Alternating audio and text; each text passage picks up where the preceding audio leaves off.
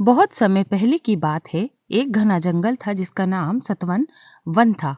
ये जंगल हरे भरे पेड़ों, सुंदर झरनों और तरह तरह के जानवरों से भरा था। यहाँ हर कोई खुशी खुशी रहता था।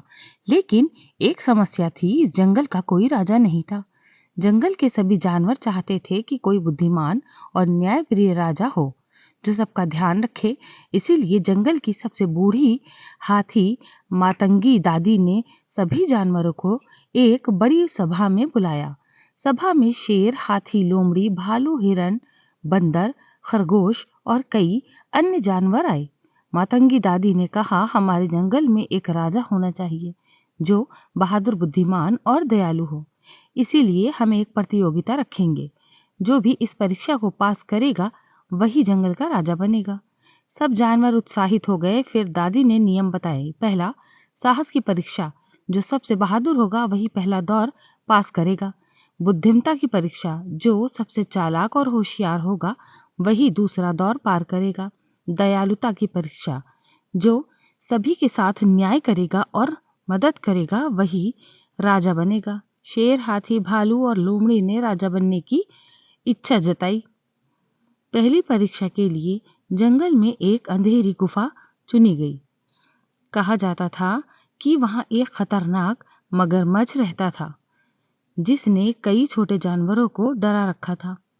जो भी उस मगरमच्छ को गुफा से बाहर निकाल देगा वही परीक्षा पास करेगा। सबसे पहले शेर आगे आया। उसने गरजते हुए कहा, मैं सबसे ताकतवर हूं, मैं इस मगरमच्छ को भगा दूंगा। लेकिन जैसे ही शेर गुफा में घुसा, मगरमच्छ ने पानी से बाहर आकर उसे डराने की कोशिश की। शेर ने पीछे हटना ही बेहतर समझा। फिर हाथी गया। उसने अपनी सूंड से पानी छिटककर मगरमच्छ को बाहर निकालने की कोशिश की। लेकिन मगरमच्छ पानी में दुबक गया और हाथी को वहां से जाना पड़ा। लोमड़ी और भालू ने भी कोशिश की लेकिन वो असफल रहे। तभी एक छोटा खरगोश धीरे धीरे गुफा के पास गया। सब जानवर हंसने लगे। अरे, ये नन्हा खरगोश क्या करेगा? लेकिन खरगोश घबराया नहीं। उसने मगरमच्छ से मीठे स्वर में कहा, मगरमच्छ जी, क्या आप जानते हैं कि जंगल के राजा ने आपको जंगल का रक्षक बनाने के लिए बुलाया है? मगरमच्छ चौंक गया। सच में मुझे राजा ने बुलाया है? खरगोश ने सिर हिलाया। हाँ, लेकिन अगर आप दूसरों को डराते रहेंगे तो कोई आपको पसंद नहीं करेगा। क्यों ना आप गुफा से बाहर आकर सबके साथ दोस्ती करें। मगरमच्छ को ये बात अच्छी लगी और वो खुशी खुशी गुफा से बाहर आ गया। मातंगी दादी ने मुस्कुराते हुए कहा, खरगोश ने बिना लड़े केवल अपनी चतुराई से मगरमच्छ को बाहर निकाला। ये परीक्षा खरगोश ने पास कर ली। अब दूसरी परीक्षा थी। जंगल में एक पेड़ के नीचे एक बड़ा सा पत्थर रखा था। उसके नीचे कुछ खाने का सामान था। जानवरों को बिना पत्थर हटाए खाना निकालना था। सबसे पहले हाथी ने अपनी सूंड से पत्थर उठाने की कोशिश की, लेकिन पत्थर बहुत भारी था। फिर लोमड़ी आई। उसने इधर उधर देखा और कहा, मुझे एक लंबी लकड़ी दो, मैं इसे लीवर की तरह इस्तेमाल करूंगी। जानवरों ने लकड़ी दी लेकिन पत्थर हिला तक नहीं। भालू ने अपनी ताकत लगाई लेकिन पत्थर टस से मस नहीं हुआ। फिर खरगोश आया। उसने चारों ओर देखा और चुपचाप पास के पेड़ पर चढ़ गया। वहां से एक डाली तोड़ी, उसे पत्थर के नीचे डाला। फिर उसने एक छोटी गिलहरी से कहा, क्या तुम इस डाल को खींच सकती हो? गिलहरी ने डाल को खींचा और पत्थर थोड़ा हिला। उसके नीचे से एक चूहा निकला जिसने कहा, अरे, मैं इस पत्थर के नीचे एक छोटा रास्ता जानता हूँ। चूहा अंदर गया और खाना धीरे धीरे बाहर खिसका दिया। मातंगी दादी बोली, वाह! खरगोश ने अपनी बुद्धिमानी से इस परीक्षा को भी पास कर लिया। अब आखिरी परीक्षा थी।